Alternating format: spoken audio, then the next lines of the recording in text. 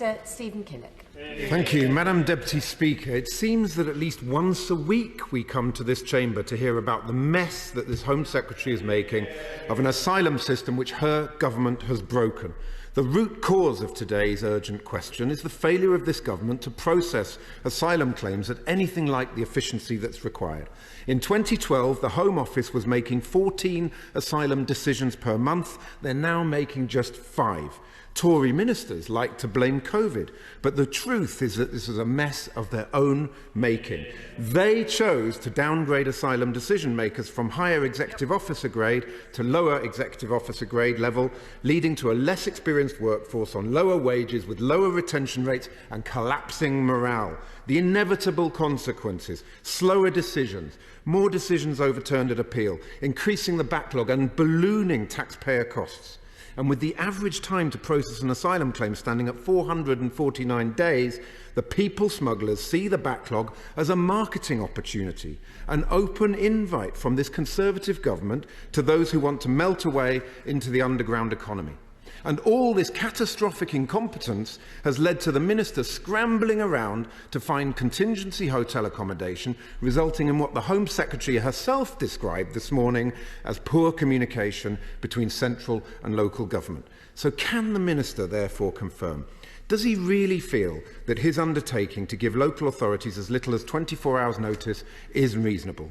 Did he pull out of 2 meetings recently with local councillors, leaders at short notice?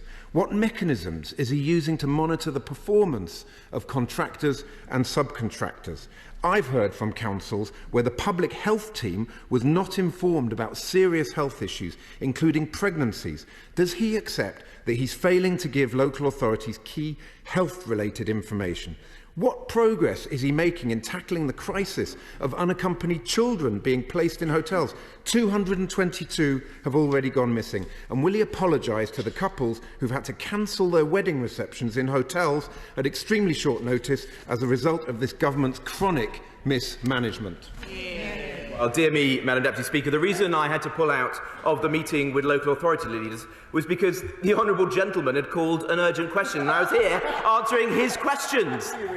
The idea that the party opposite know how to get a grip of this challenge is frankly laughable.